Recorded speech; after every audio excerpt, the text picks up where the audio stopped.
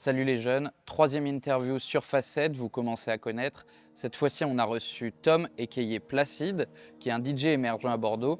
Il a tout arrêté pour pouvoir se concentrer sur son projet musical. Mais avant que je vous laisse avec l'interview, n'hésitez pas à vous abonner et à activer la cloche.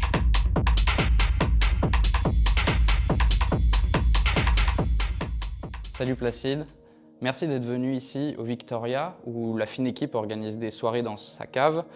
Je voulais savoir pourquoi avoir choisi Placide comme nom d'artiste. J'ai choisi Placide parce que je trouvais qu'à l'époque ça me définissait bien, dans le sens où Placide c'est quelqu'un qui garde son calme en toutes circonstances.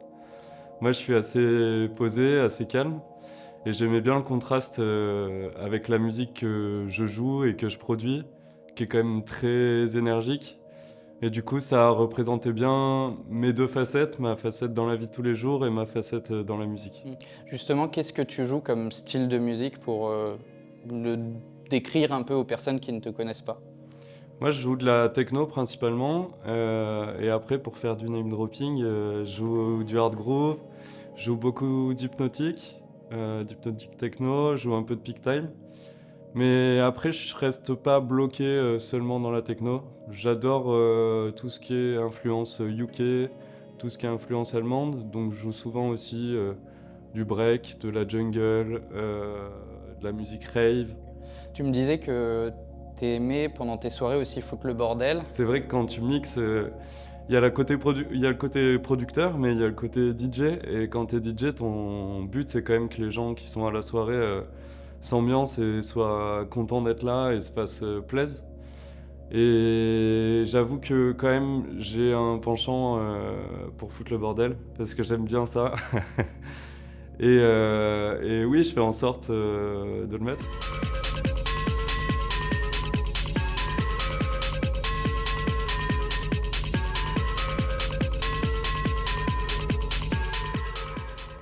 T'as fait kiné avant et t'as tout arrêté pour te lancer dans un projet musical, dans le projet Placide.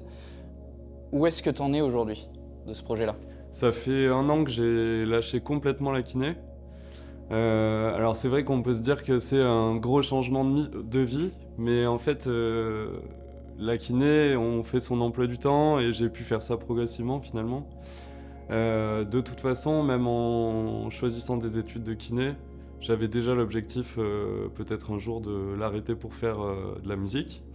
Je savais pas exactement quand, je savais pas combien de temps, mais ça s'est fait, il y a un an, et c'est génial. Tu ressentais le besoin de prendre ce risque-là? Oui, carrément. Ça faisait un moment que je cogitais pour le faire. J'ai failli le faire il y a 5 ans. Et là, tout était réuni pour le faire, donc je me suis lancé. Il y a eu le Covid aussi qui a eu un impact sur toi, sur cette période-là où tu as pu te mettre vraiment au mix et à la production. Oui, carrément. C'était un moment où j'hésitais déjà à me lancer totalement, à arrêter la kiné. Et en fait, pendant le premier confinement, ma copine était en télétravail dès le début. Et ça m'a permis finalement de faire de la musique avec un vrai rythme de travail. Et d'être sûr que ça me plaise de le faire toute la journée et toute la semaine. Ça l'a pas un peu saoulé pendant le confinement d'entendre tes sons? Non, ça va, elle aime bien la musique et je fais quand même attention. Après, oui, tu peux aimer la musique mais ne pas aimer quelqu'un qui produit dans la salle de côté. Bah ouais, ça peut être un peu dérangeant quoi. Aujourd'hui, tu produis aussi énormément. Tu as notamment été en top chart de Beatport sur un remix que tu as fait.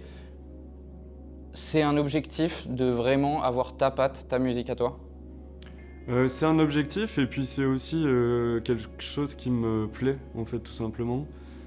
J'adore faire de la musique, j'adore produire, et pour moi ça va pas sans la production, le DJing. Enfin, ça fait partie de moi, ça me permet de m'exprimer, et ouais, c'est important. Et c'est vrai que là récemment on est resté presque 3 semaines dans le top 100 Beatport sur un EP en collab avec des potes à moi de mon collectif. Et ce genre de choses, ça fait plaisir. Ah ouais, ouais. Et parce que tu produis aussi beaucoup de sons. Oui, je produis beaucoup de sons très régulièrement. Là, cette semaine, pour te dire, j'en ai fini 4 en les 2 derniers jours.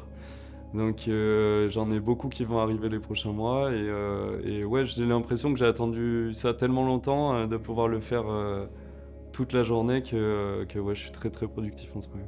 Et t'aimerais avoir un rythme en fait de 3 mois de production et 3 mois de soirée.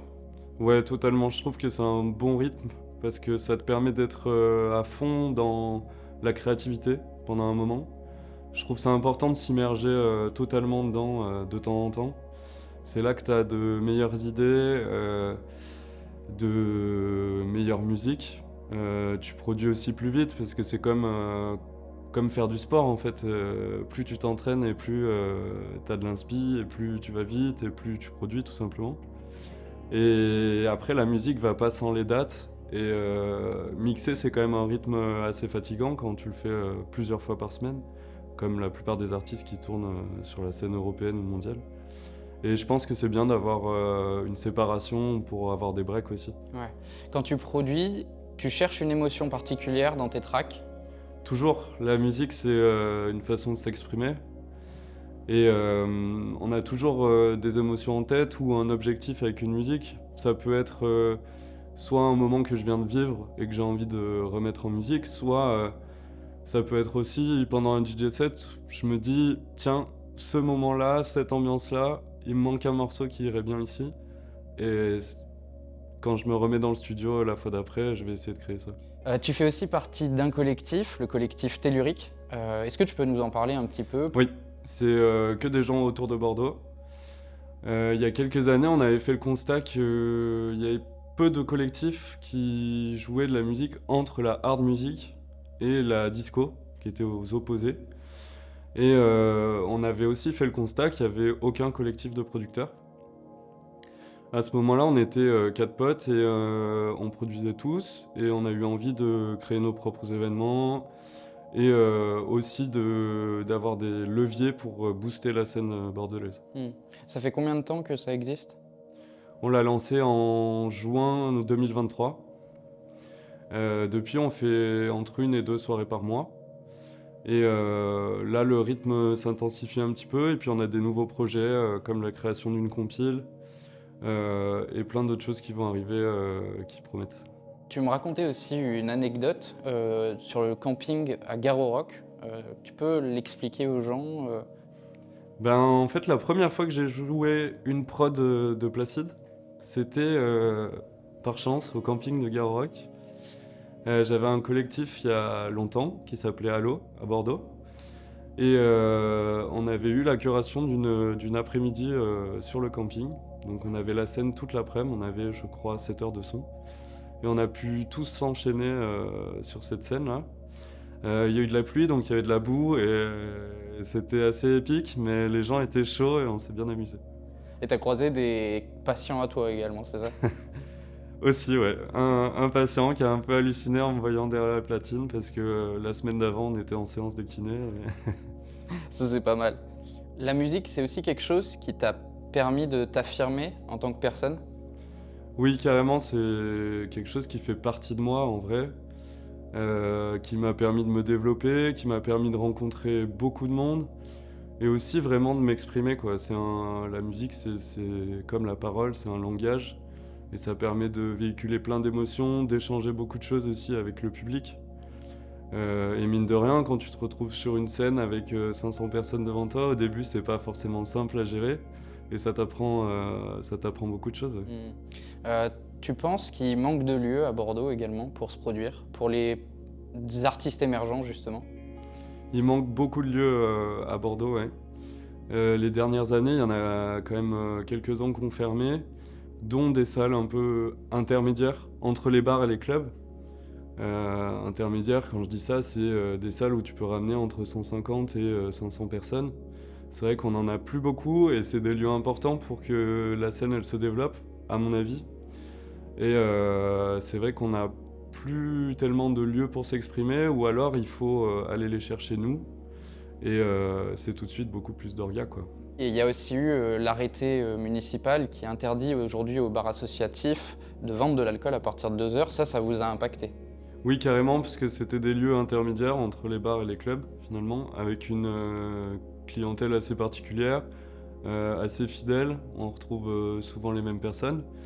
Et ces lieux-là, c'est des bons lieux pour mixer en résidence, par exemple, pour y mixer toutes les semaines et se dégager quand même des revenus. Et l'arrêté, donc qui interdisait la vente de boissons alcoolisées après 2 heures, en fait, un bar asso, les gens ils y vont à partir de 2 heures. Donc ils visaient tout simplement à ralentir les bars asso. Et c'est vrai que ça a été un gros coup dur pour la culture de nuit bordelaise. Parce qu'en vrai, il y en a beaucoup qui ont fermé depuis. L'arrêté, c'était en mai 2023. Et c'est des lieux importants pour la ville. Tu réfléchis à t'exporter hors de Bordeaux, quand même? À partir même, peut-être? J'y ai réfléchi. Si j'étais pas en couple, peut-être que je serais plus à Bordeaux. Après, c'est une ville que j'aime bien et il se passe quand même beaucoup de choses ici. Et en dehors de la musique, c'est une ville géniale à vivre. C'est vrai que si j'avais un reproche à lui faire, c'est le manque de lieux et le manque de culture de nuit finalement. Dans un an, où est-ce que tu voudrais être? L'objectif en fait c'est de pouvoir continuer à faire ce que je fais, pouvoir continuer à faire de la musique et en vivre décemment quoi.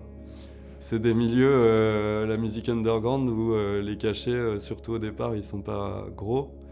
Et il y a quand même un gros palier entre mixer de temps en temps et en vivre et être pérenne, quoi. Bien sûr. Et quelles sont tes prochaines actualités, là? J'ai pas mal de soirées qui arrivent.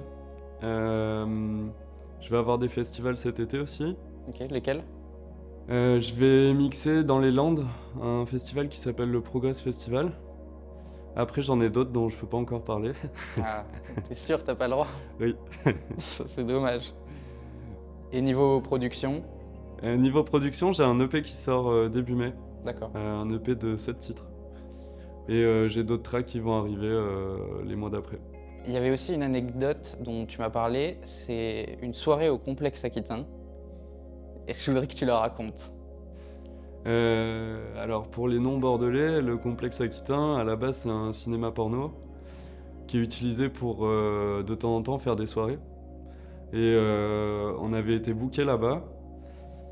Et en fait, je sais pas comment ni pourquoi, mais les proprios avaient pas enlevé le stand de sextoy, et de DVD et de goodies. Et du coup, on s'est retrouvés à mixer, entourés de gens avec des sextoys dans les mains, des poupées gonflables. C'était c'était une sacrée soirée. Bah ouais, j'imagine que celle-ci, elle est marquante quand même. Ouais, quand même. Et bah merci Placide d'être venu ici, on le rappelle au Victoria. On se fera un plaisir d'écouter tes futurs tracks, puisque du coup tu devrais en sortir quand même pas mal, ton EP notamment. Et puis on essaiera de te voir dans pas mal de festivals, si on a les informations plus tard. Merci pour l'invite et merci au Victoria de nous avoir accueillis aussi.